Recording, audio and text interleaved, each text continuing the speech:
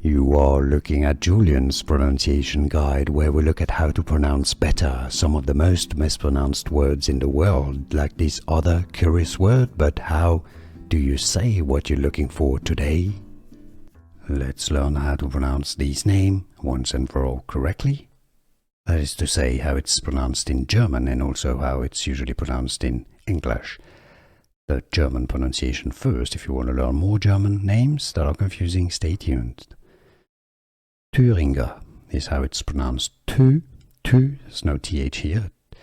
And then the U with an umlaut is an U sound. Thuringer.